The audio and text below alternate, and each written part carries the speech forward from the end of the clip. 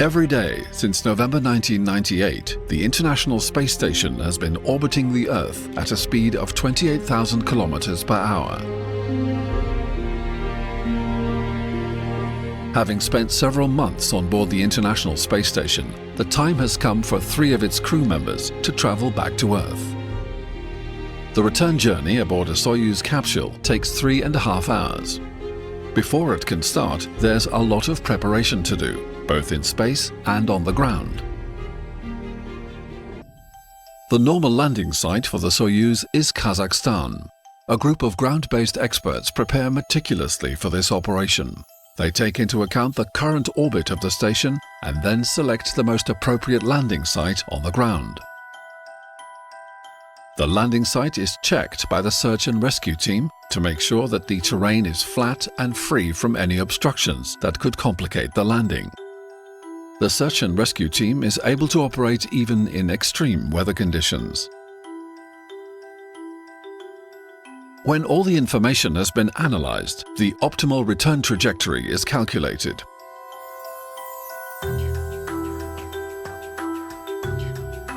One week before the Soyuz undocks from the station, the instructors and controllers located in the Mission Control Center near Moscow conduct a remote training session with the crew and the onboard simulator.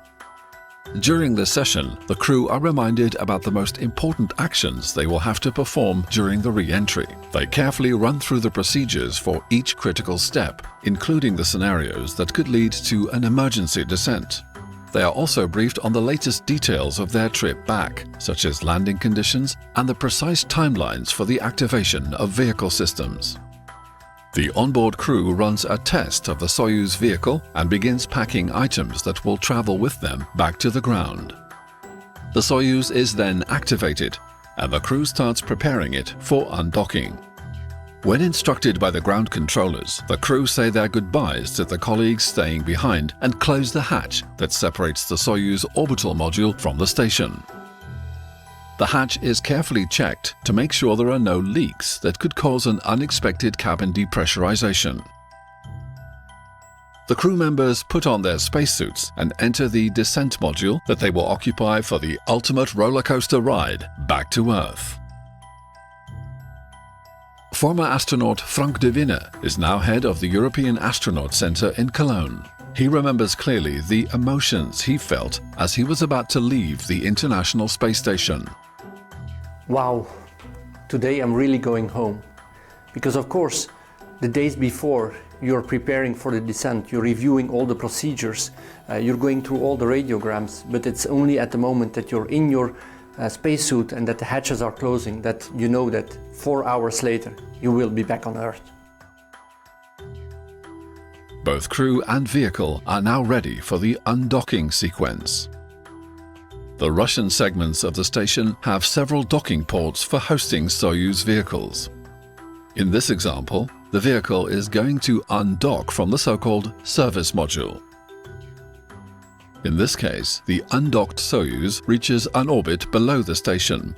The orbital velocity of the Soyuz also increases. Sometimes, however, the Soyuz is docked to a port underneath the station. In these situations, approximately 40 minutes before the undocking, the station changes its orientation. The Soyuz then undocks and joins a higher orbit, and its velocity decreases. In both cases, after one revolution of the Earth, the orbits intersect, but because of their now different velocities, the station and the Soyuz arrive at the intersection point at different times. This prevents any possibility of a collision between the two vehicles.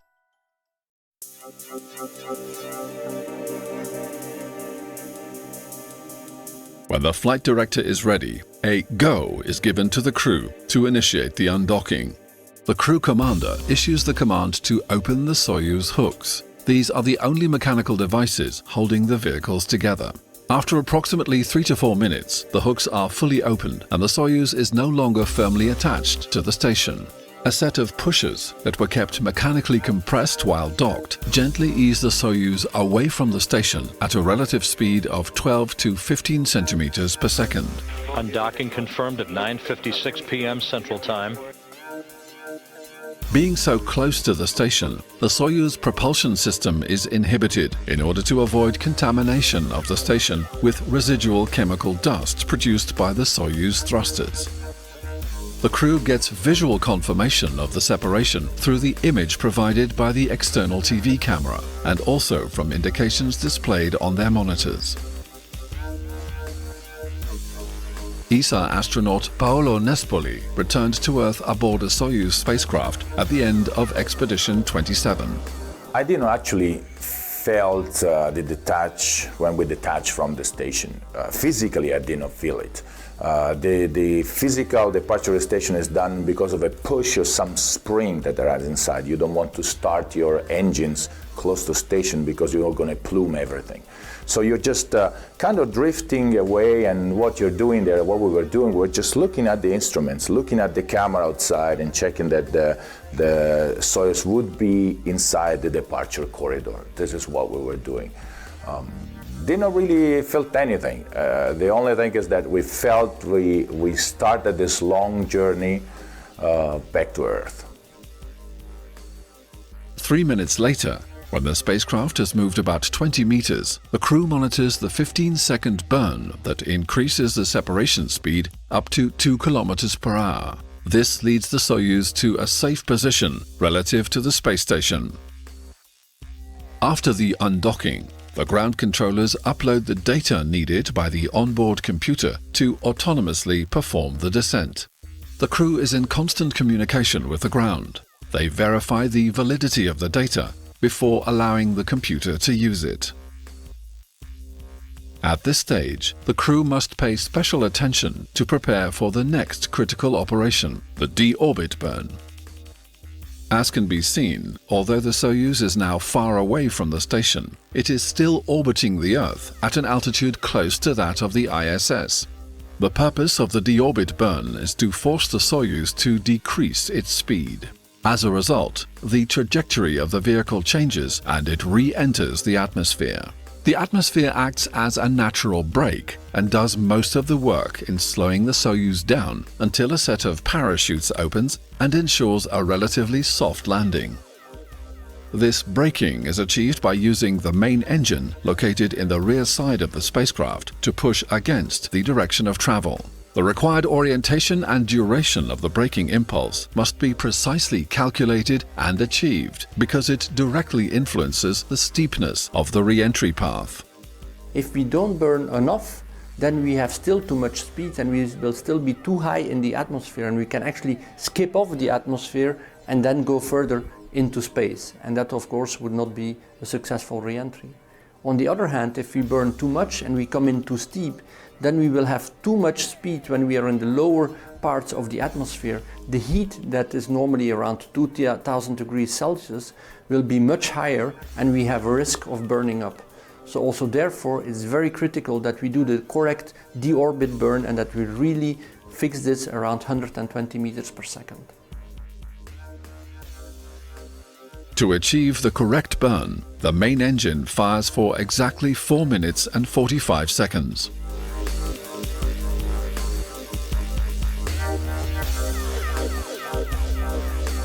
The Soyuz now follows a trajectory that will lead it to intercept the dense layers of the atmosphere, leading to a safe re-entry and landing about 55 minutes later. As the vehicle travels along its trajectory, about 30 minutes before landing, and at an altitude of roughly 140 kilometers, it separates into 3 parts: the orbital module, the descent module, and the instrument compartment. There is no chance of the individual modules colliding with each other. This is called impactless separation. Only the descent module hosting the crew will make it back safely to Earth. The other 2 will disintegrate and burn up in the atmosphere. The separation of the spacecraft in the 3 parts is happening through several seconds because there are several parts that gets detached after one or the other. All of these actions are done with explosive bolts or explosive implements. seen from inside of the spacecraft, it felt like there was somebody outside the spacecraft with a sledgehammer that was hammering here and there, up and down. And so every few milliseconds, the spacecraft was shaking with this bang, bang, bang, bang, bang, bang. It felt really interesting, actually.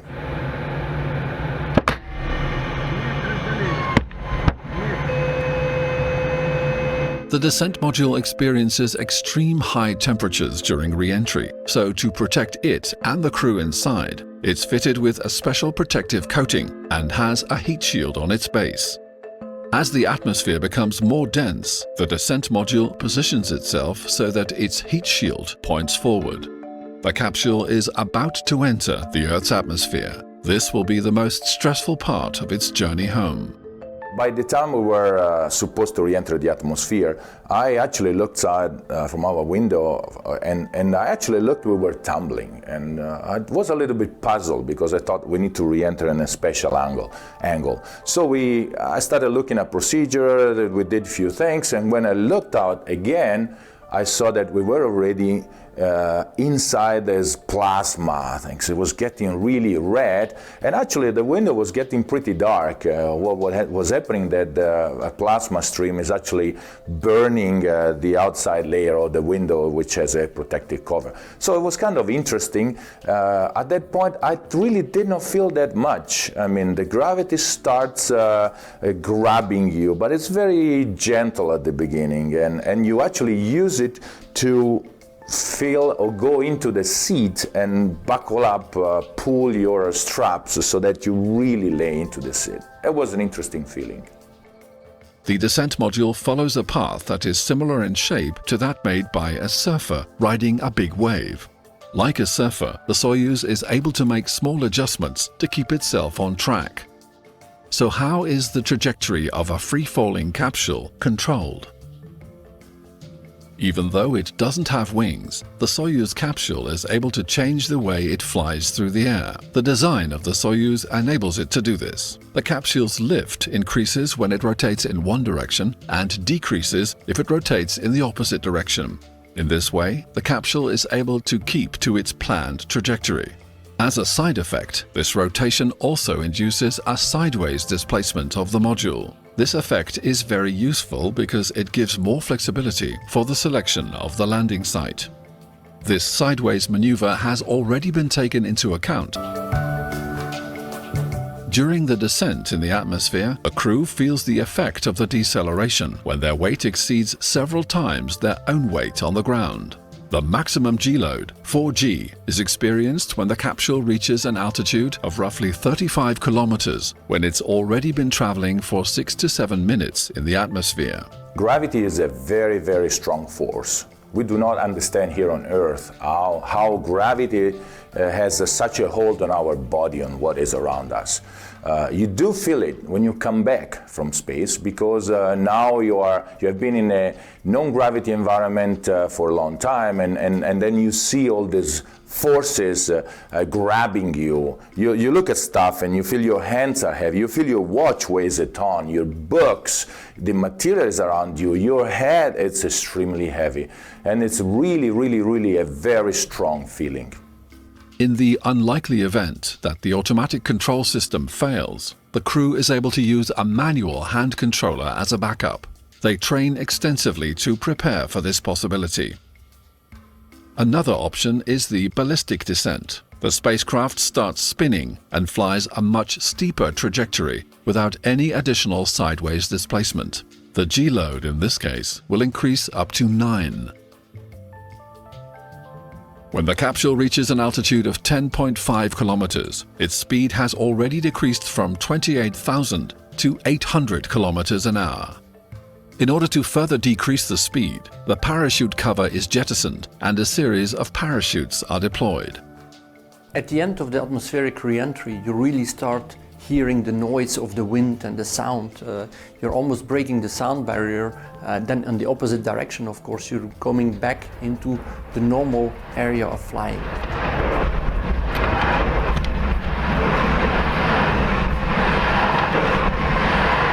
And this is around 30,000 feet that the parachute has to open. This is actually a very critical moment, and it's one of the only things in the Soyuz where the crew does not have a manual override. So this is only an automated system. So far it has always worked, and we also have a backup parachute that can help us in case that the main would not open. But it's also a very violent moment. You can imagine this 2,000 kilogram capsule that is soaring at the speed of sound through the atmosphere, and then all of a sudden you have a parachute that opens on the side and that pulls on you like with a little string. It's almost like a yo-yo, and you see the capsule going all around. It's much worse than in a roller coaster because it motions in all directions, and it's a little bit scary for some of us. For some others it can also be fun to say like, oh, this is the best ride I ever had. Then, a few minutes later, at a height of 8.5 kilometers, the drogue chute finally deploys the 1,000 square meter canopy of the main parachute. This slows the capsule down to a speed of 22 kilometers per hour. The capsule is suspended under the parachute with a specific angle relative to the ground. This angle helps the capsule to dissipate the heat accumulated on its surface and structure during the re-entry. But then everything calms down, of course, once that the main parachute has deployed. You really can't to the calm air after this whole violent re-entry, the violent opening of the parachute. Then you're hanging safely, slowly descending to the earth underneath your parachute. And this is actually the first time that you know, yes, I'm safe, we're gonna make it. At an altitude of roughly 5.5 kilometers, the frontal heat shield and external window glass are jettisoned. The capsule vents excess fuel and oxygen from pressurized tanks to reduce any chance of an explosion when it hits the ground. In order to position the spacecraft adequately for the landing, the main canopy switches to symmetric suspension. This setup ensures the cosmonauts' seats are now perfectly positioned to absorb the landing impact shock. The retro rockets that were hidden behind the heat shield are prepared for firing. Inside the capsule, the crew seats automatically raise in order to prepare shock absorbers. Usually, the search and rescue team equipped with aircraft and helicopters start tracking the Soyuz capsule even before the very first parachute is deployed. The helicopters land next to the capsule shortly after touchdown, and the team help the crew to exit. Finally, 70 centimeters above the ground, the 6 retro rockets fire to further reduce the capsule speed to approximately 5 kilometers per hour. The capsule hits the ground, but the crew's seats continue moving down, and shock absorbers help to make the landing softer for the crew. The soft landing is not really soft. You prepare for it by putting your arms against your body, not touching all the metallic parts, all your books against you. You're not talking, not to put the tongue in the middle of your teeth, and you're laying there trying to be as inside your seat as well as you can. And you're waiting for this soft landing to happen, which for me felt like a head-on collision between a truck and a small car, and of course I was in the small car. So when this happened, it was like bada boom, everything shook. I was kind of checking in there, everything was saying, and then silence, everything was stopped. So I looked a little bit around, I looked at my crew members, and then I said, hey guys, welcome back to Earth. Once landed, one of the first actions of the crew commander is to release one of the 2 ropes that connect the capsule to the parachute. This is important as, in windy conditions, it prevents the capsule from being dragged away on the ground by the inflated parachute. You know that you're on the ground, you hear the voices of the rescue troops that are next to you, and you know that 5 minutes later they will open up the hatch and you can breathe fresh air. The crew is now safely back on Earth. They will soon be reunited with their families and begin the rehabilitation process after their extraordinary journey.